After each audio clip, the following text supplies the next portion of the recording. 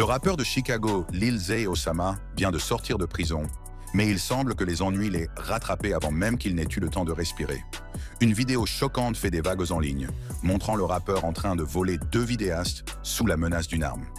Lil Zay nie toute implication, affirmant que la vidéo a été générée par l'intelligence artificielle, mais les preuves fournies par les caméras de vidéosurveillance donnent une autre version des faits. Le moment ne pouvait pas être plus mal choisi. Quelques mois seulement après sa condamnation à 14 mois de prison fédérale, il est à nouveau recherché. Lil Zay Osama, impliqué dans un vol à main armée. Isaiah Jaylon Dukes, plus connu sous le nom de Lil Zay Osama, a bâti sa carrière sur des histoires crues, des textes imprégnés de la douleur du South Side de Chicago, des récits de survie et des rues impitoyables qui l'ont vu naître.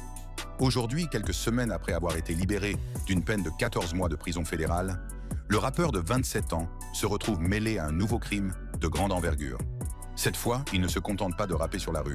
Il aurait orchestré un vol à main armée violent qui a mis les forces de l'ordre en état d'alerte. Le dernier chapitre de la vie mouvementée de Lil Zay Osama s'est déroulé le 13 mars 2025, lorsque 2 vidéastes sans méfiance sont arrivés au Upsea Smoke Shop sur Melrose Avenue à Los Angeles. Ils pensaient être sur le point de filmer un clip, peut-être un autre visuel qui deviendrait viral dans le milieu du rap underground.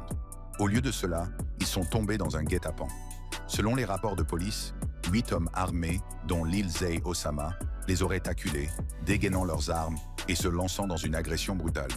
L'une des victimes a été profondément lacérée à la tête, tandis que l'autre a reçu un coup de pistolet si violent qu'elle a perdu plusieurs dents.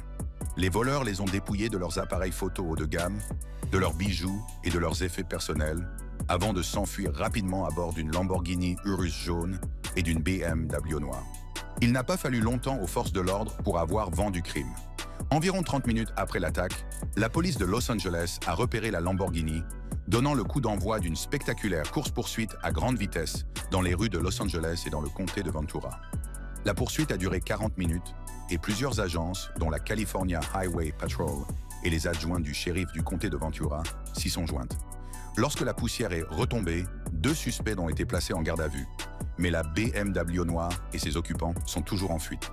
Parmi les personnes arrêtées, Lil Zay Osama lui-même, bien qu'aucune charge officielle n'ait été retenue contre lui au 19 mars 2025. Le rappeur a d'abord été arrêté en tant que personne d'intérêt par la police. Pour beaucoup, l'incident est étrangement familier. Lil Zay Osama a l'habitude de s'en prendre aux vidéastes lors de vols organisés, une réalité qu'il a admise lors d'une interview avec DJ Smalls Ice. Interrogé sur le plus grand risque qu'il a pris pour sa carrière, Osama a avoué en toute décontraction « J'avais l'habitude de voler des équipes de tournage pour obtenir les meilleures caméras pour mes vidéos. C'était un gros risque. Lorsqu'on l'interroge plus avant, il justifie cela par la nécessité. C'était juste pour les caméras. Je voulais les meilleures vidéos, explique-t-il. Mais lorsqu'on lui demande si cela en valait la peine, son ton change. Non, ça n'en valait pas la peine. Mon pote s'est fait tuer à cause de ça et je suis allé en prison. Ce homie, c'était Lil Durr, un ami proche et complice d'une tentative de vol ratée en 2017. La victime, le vidéaste Ray Monia, a raconté l'incident dans une interview. S'attendant à un tournage de routine, Ray a été conduit dans un bâtiment où il a été pris en embuscade et fouetté au pistolet. Cependant, Lil Zay Osama et son équipe n'avaient pas prévu que Ray était également armé. La situation a dégénéré en une véritable fusillade, au cours de laquelle Lil Dre a reçu une balle dans la tête et Ray a lui-même été blessé par balle. Cette expérience traumatisante a profondément ébranlé Ray Monet, qui a lutté contre la dépression et s'est éloigné de la vidéographie pendant un certain temps.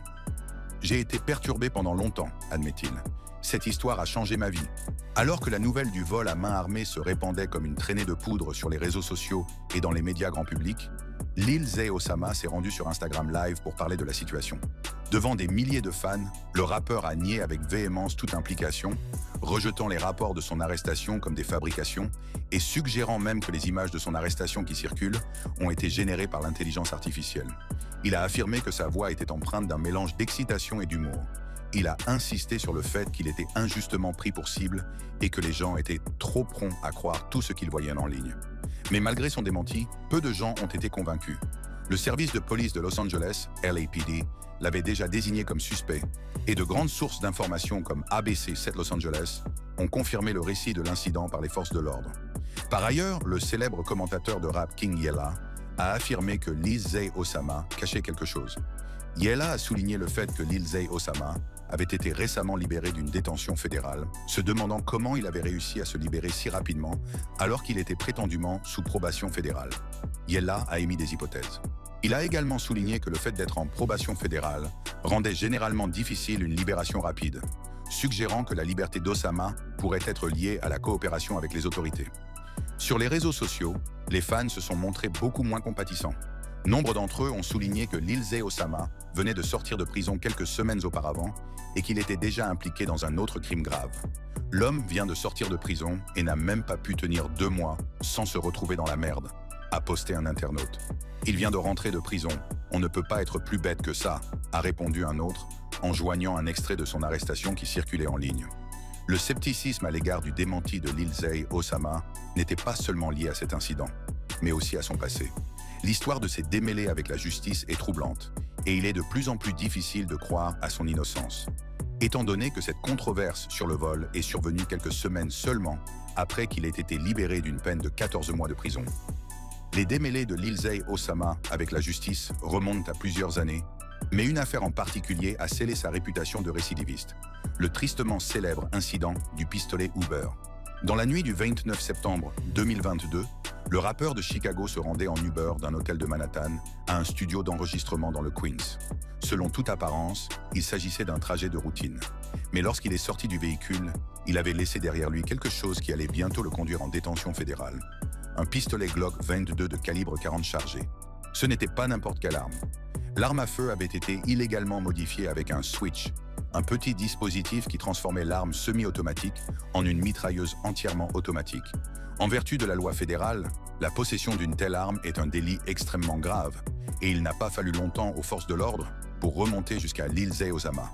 Lorsque le chauffeur d'Uber a remarqué l'arme sur la banquette arrière, il a immédiatement appelé la police. La police de New York a réagi rapidement, récupérant l'arme et lançant une enquête qui a rapidement conduit à l'arrestation de Lilzeh Osama plus tard dans la nuit. Le rappeur, à qui il était déjà interdit de posséder des armes à feu en raison de condamnations antérieures, a été accusé de possession d'une mitrailleuse et d'être un criminel en possession d'une arme à feu. Les procureurs fédéraux n'ont pas perdu de temps pour monter leur dossier, arguant qu'il s'agissait d'une tendance croissante à commettre des infractions liées aux armes à feu. L'arrestation a fait des vagues parmi les fans de Lilzeh et sa photo d'identité s'est répandue sur Internet comme une traînée de poudre. Certains pensaient qu'il s'agissait de la fin de sa carrière, d'autres pensaient qu'il pouvait s'en sortir. Au départ, il semblait avoir une chance. L'affaire a été classée sans préjudice à la fin de l'année 2022, ce qui lui a donné un répit temporaire. Toutefois, en janvier 2024, les procureurs fédéraux ont de nouveau porté plainte, montrant clairement qu'ils n'allaient pas le laisser s'en tirer si facilement. En mai 2024, Lilzeh Osama n'a eu d'autre choix que de plaider coupable. Devant la juge Nina R. Morrison du tribunal fédéral de Brooklyn, il a reconnu son crime dans une déclaration directe, mais qui donne à réfléchir. J'ai sciemment possédé une arme à feu qui était une mitrailleuse dans le comté de Queens le 29 septembre 2022. Les procureurs fédéraux ont d'abord cherché à obtenir une peine sévère, en plaidant pour 27 mois derrière les barreaux. Sa défense a toutefois plaidé pour la clémence, citant les conditions brutales qu'il avait endurées au Metropolitan Detention Center, MDC, de Brooklyn. Les lettres de sa famille et de son équipe d'encadrement dressent le portrait d'un homme qui tente de se libérer de son passé, arguant que sa musique est son moyen de s'en sortir. Finalement, le juge Morrison a trouvé un équilibre en condamnant Lilzeh Osama à 14 mois de prison fédérale et à payer une amende de $10 000. Le rappeur a purgé sa peine au Mississippi en bénéficiant d'un crédit pour les mois qu'il avait déjà passés en détention. Fin février ou début mars 2025, il a été libéré. Pendant un bref instant, il semble avoir pris un nouveau départ. Mais aujourd'hui, quelques semaines plus tard, il est au cœur d'un autre crime très médiatisé et doit à nouveau se battre pour sa liberté. La vie violente de Lilzeh Osama. Lilzeh Osama, né Isaiah John Dukes le 3 juin 1997 dans le quartier Robert Taylor Homes de Chicago, a vécu une vie marquée par la violence, les démêlés avec la justice et une quête incessante de succès dans le monde du rap. Son histoire est celle de la survie, de la résilience et des dures réalités de l'enfance dans l'un des quartiers les plus dangereux des États-Unis. De son exposition précoce à la vie de la rue, à ses démêlés répétés avec la justice, le parcours d'Osama est un témoignage des défis auxquels sont confrontés de nombreux jeunes hommes noirs dans les communautés défavorisées. L'éducation de Lilzeh Osama, dans le quartier de Bronzeville, au sud de Chicago, a été loin d'être facile. Les Robert Taylor Homes un ensemble de logements sociaux, étaient connus pour leur pauvreté, leur criminalité et l'activité des gangs. Élevé principalement par sa mère, Osama a grandi sans figure paternelle cohérente. Son père et ses oncles faisaient souvent des allers-retours en prison. Cette absence de modèle masculin l'a rendu vulnérable aux influences de la rue. À l'âge de 8 ans, Osama avait déjà commencé à rapper, inspiré par son frère aîné et son cousin, qui participaient à la scène musicale locale. Son cousin, connu sous le nom de Leaky Leak, possédait un home studio où Osama a commencé à enregistrer. À l'âge de 10 ans, il téléchargeait des morceaux sur YouTube et SoundCloud sous le nom de Lil Z, qu'il remplacera plus tard par Lil Zay Osama, en clin d'œil à son appartenance à un gang et aux rues qui l'ont façonné. À l'âge de 12 ans, il était déjà plongé dans la vie de la rue, faisant de l'arnaque, des vols et tout ce qu'il fallait pour survivre. « J'étais tout », dit-il. « Je volais, je cambriolais, j'étais un arnaqueur. J'ai tout fait. » L'un de ses crimes les plus célèbres est le vol d'un vidéaste. « J'essayais de lui voler sa caméra », avoue Osama. « J'en avais besoin pour tourner mes vidéos. » À l'époque, il était déterminé à poursuivre sa carrière musicale, même s'il devait pour cela recourir à des moyens illégaux. « Je faisais ce qu'il fallait pour que ma musique continue », explique-t-il. La vie d'Osama a également été marquée par la perte d'amis proches victimes de la violence armée. En décembre 2011, Dante Malone, alias Deet, l'un des premiers membres de BSC, a été tué dans une fusillade. La mort de Deet a été un coup dévastateur pour Osama et son équipe, marquant le début d'un cycle de violence qui allait définir ses premières années. 6 mois plus tard, en juin 2012, Osama a été témoin du meurtre d'un autre ami proche, Devonte Flinoy, alias T-Boogie, abattu dans une ruelle. Osama était présent lors de la fusillade et avait même une arme sur lui à ce moment-là. Mais il n'a pas pu empêcher la tragédie. Ces pertes ont endurci Osama, le poussant à s'enfoncer davantage dans la rue et à consolider sa réputation de sauvage hétérosexuel. L'adolescence d'Osama est marquée par la violence et les démêlés avec la justice. À l'âge de 15 ans, il reçoit une balle dans la poitrine lors d'une tentative de vol. Pendant sa convalescence à l'hôpital, il est arrêté et accusé d'avoir déchargé une arme à feu de manière aggravée. Cet incident marque le début de ses relations tumultueuses avec la justice. Condamné à 5 ans de prison dans un centre de détention pour mineurs, Osama a purgé 3 ans avant d'être libéré. « J'ai eu de la chance », a-t-il déclaré en évoquant le fait qu'il a été libéré à 19 ans en raison d'un vice de forme. « C'est grâce à moi que d'autres personnes sortent plus tôt aujourd'hui. » Pendant son incarcération, il s'est concentré sur sa musique, écrivant des raps et expérimentant différents genres, dont le R&B et la pop. Cette période de réflexion et de créativité a jeté les bases de sa future carrière, mais elle a également mis en évidence la nature cyclique de la violence et de l'incarcération dans sa vie. La vie d'Osama a été compliquée par la trahison de sa famille et par d'autres actes de violence. En novembre 2016, son cousin, Elijah House, a été assassiné par 600 Bite Down, un membre d'un gang rival. L'incident a laissé Osama dévasté, car la sœur enceinte d'Elijah, Ebony House, a également été tuée dans la fusillade. La mère de la fratrie a survécu à de multiples blessures par balle, mais est restée traumatisée par l'événement. Osama a fait référence à cette tragédie dans sa musique, bien que certaines chansons restent inédites. Le meurtre de son cousin et la perte d'Ebony et de son enfant à naître ont renforcé la détermination d'Osama à échapper au cycle de la violence. Pourtant, après sa libération en 2017, Osama est retourné à Chicago avec une détermination renouvelée de réussir dans l'industrie de la musique. Sa mixtape, Hood Bible, est sortie en 2019 et a rapidement gagné en popularité dans les rues. Le titre Changed Up est devenu un hymne local, amassant plus de 20 millions de vues sur YouTube et attirant l'attention d'acteurs majeurs de l'industrie. Les paroles crues et la narration authentique d'Osama ont trouvé un écho auprès des fans qui partageaient des expériences similaires. Sa musique reflète souvent la douleur, la lutte et la violence qu'il a endurée, faisant de lui une voix pour ceux qui grandissent dans des circonstances similaires. En 2020, il signe avec Warner Bros. Records, une étape importante dans sa carrière. Cependant, ses ennuis judiciaires continuent de faire de l'ombre à son succès. La vie d'Osama a été une bataille constante entre sa carrière musicale et ses problèmes juridiques.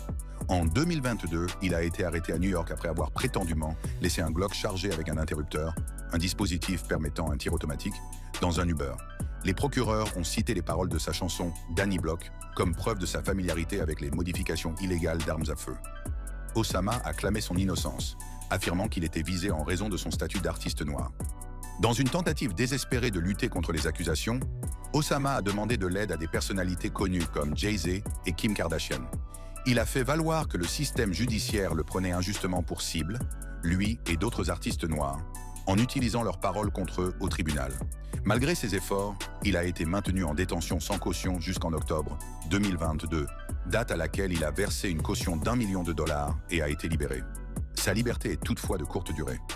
En janvier 2023, Osama est de nouveau arrêté à Chicago dans le cadre d'une enquête portant sur un véhicule volé et plusieurs armes à feu. Il a affirmé sur les réseaux sociaux qu'il avait été libéré quelques jours plus tard, mais aucune confirmation officielle n'a été apportée. Les rapports restent vagues quant à savoir s'il a été libéré sous caution ou si les charges ont été abandonnées dans un premier temps. Le 13 décembre 2023, Osama a été arrêté à Oak Brook, dans l'Illinois, à l'issue d'une course-poursuite à grande vitesse. La poursuite a commencé après qu'un tuyau ait relié une Dodge bleue au vol d'une bijouterie à New York. La police de Chicago a fait appel à un hélicoptère pour l'aider à l'appréhender. Osama a été arrêté avec 2 autres personnes et la police a retrouvé un Glock 29 avec un commutateur, un Glock 19 avec un chargeur de 50 cartouches et un numéro de série effacé, ainsi qu'un collier de 90 000 $ lié au cambriolage de New York. Il a été inculpé de plusieurs crimes, notamment de possession d'une mitrailleuse chargée, de vol de biens volés d'une valeur comprise entre 10 000 et 100 000 $ et de possession d'une arme à feu dont le numéro de série a été falsifié. Il a ensuite été incarcéré dans le comté de DuPage. Comme nous l'avons vu précédemment, le rappeur sera finalement condamné.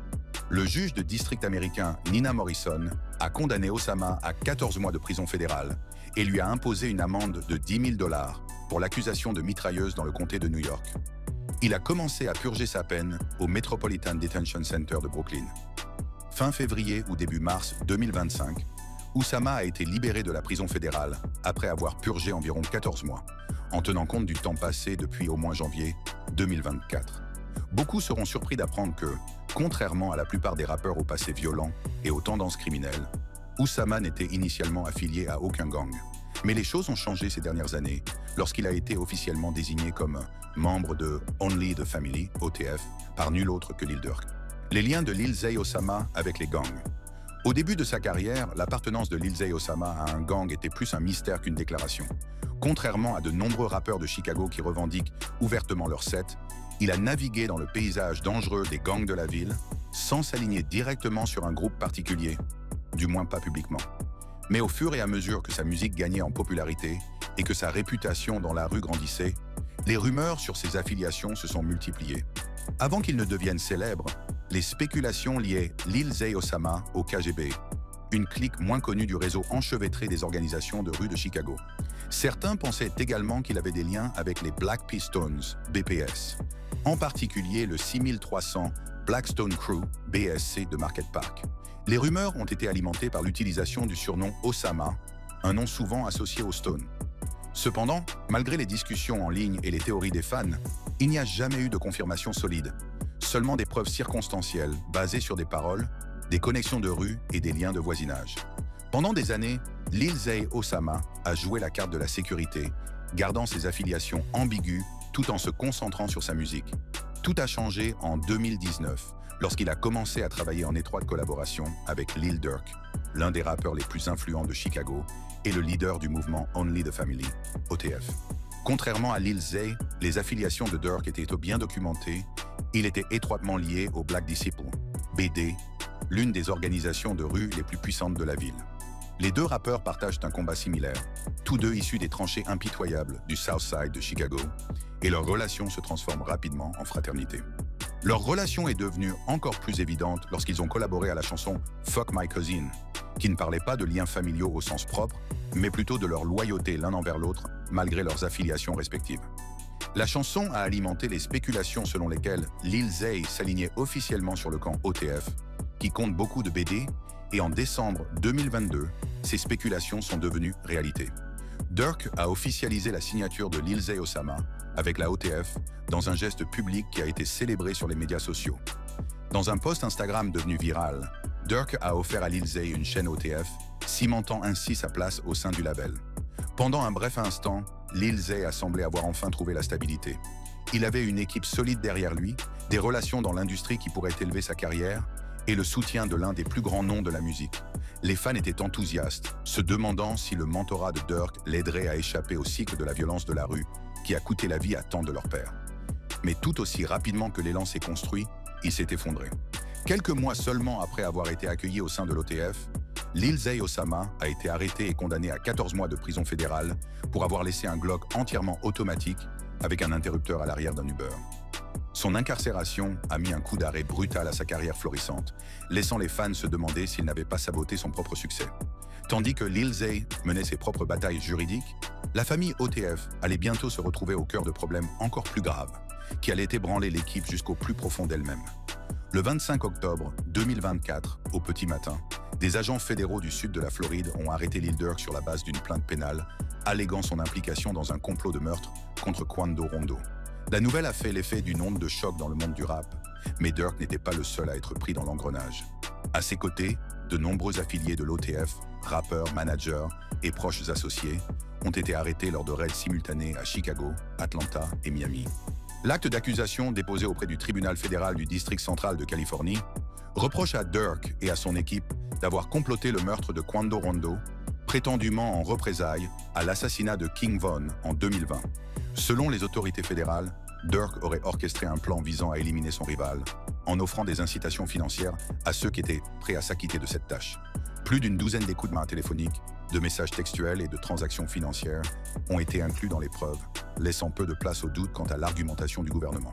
Parmi les personnes arrêtées figurent Kavon London Grant alias Cuz, l'un des plus proches confidents de Durk, ainsi que les membres de l'OTF Deandre Dontrell Wilson alias DuDu, Keith Jones alias Flacka, David Brian Lindsay alias Brown Ayers et Asa Houston alias Boogie. D'autres associés de moindre importance de l'OTF, y compris des personnalités de la rue ayant des liens étroits avec le South Side de Chicago, ont également été impliqués dans l'enquête. Les chefs d'inculpation allaient de l'association de malfaiteurs en vue de commettre un meurtre à la possession illégale d'armes à feu, en passant par le racket. En raison de la multiplicité des co-accusés, la possibilité que quelqu'un coopère avec les autorités pour réduire sa propre peine planait sur l'affaire. Pour Durk, les conséquences ont changé sa vie. L'acte d'accusation le dépeint non seulement comme un rappeur impliqué dans la politique de la rue, mais aussi comme le cerveau d'une organisation criminelle. La marque OTF, qu'il avait transformée en puissance dans l'industrie du rap, était désormais considérée comme une façade pour des activités illégales. Alors que son procès est prévu pour le 14 octobre 2025, les experts juridiques estiment qu'en cas de condamnation, Durk risque des dizaines d'années derrière les barreaux, voire la perpétuité. Alors que l'empire OTF s'effondre, Lil Zay Osama observe la situation de l'extérieur. Peut-être le seul coup de chance qu'il ait eu depuis des années. Sa condamnation à 14 mois de prison fédérale pour possession d'une mitrailleuse l'avait maintenu enfermé pendant que se déroulait le prétendu complot de meurtre pour le compte d'autrui. S'il avait été libre, on ne sait pas à quel point il aurait pu être impliqué, ni s'il aurait été impliqué dans les accusations qui ont coûté la vie au patron de son label et à plusieurs de ses affiliés. Son absence dans les rues pendant cette période critique aurait pu sauver sa carrière, voire sa vie. Alors que les autres artistes de l'OTF étaient non pris dans la toile juridique qui enserrait Durk, Lil Zay purgeait sa peine au Metropolitan Detention Center de Brooklyn. Pendant son incarcération, il a été tenu à l'écart du chaos qui s'est déroulé en temps réel. Ironiquement, cette même peine de prison qui semblait être un revers majeur pourrait bien être la chose qui l'a sauvé de quelque chose de bien pire. Au lieu d'être arrêté avec le reste d'OTF, il était déjà derrière les barreaux, déconnecté des événements qui ont conduit à leur chute. Depuis qu'il a retrouvé sa liberté, Lil Zay Osama est resté remarquablement discret sur ses liens avec la OTF. Dans le passé, il a fièrement représenté le label, arborant sa chaîne OTF et se tenant aux côtés de Durk dans des vidéos musicales. Mais après sa libération, il n'a toujours pas dit publiquement où il en était avec le crew. Avec Durk en procès et plusieurs membres d'OTF derrière les barreaux, l'avenir du label est incertain. Certains pensent que Lil Zay pourrait prendre ses distances dans l'espoir de sauver sa carrière et d'éviter d'autres ennuis judiciaires. D'autres pensent qu'il pourrait rester loyal, mais que ses affiliations resteraient discrètes jusqu'à ce que la poussière retombe. Malgré tout ce qui s'est passé, Lil Zay Osama avait une occasion en or de prendre un nouveau départ. Son séjour en prison a peut-être été une échappatoire inattendue à une chute encore plus importante. Mais au lieu d'utiliser sa seconde chance à bon escient, il semble retomber dans les mêmes travers. Ses récentes allégations de vol à main armée l'ont déjà placé une fois de plus dans le collimateur des forces de l'ordre. Les images de vidéosurveillance montrant son arrestation, après avoir prétendument braqué 2 vidéastes, les dénégations du rappeur n'ont que peu de poids. De nombreux fans et critiques pensent que même s'il évite une condamnation, les dommages causés à sa réputation et à sa liberté pourraient être irréversibles. Pour plus de contenu comme celui-ci, cliquez sur les vidéos qui s'affichent sur votre écran.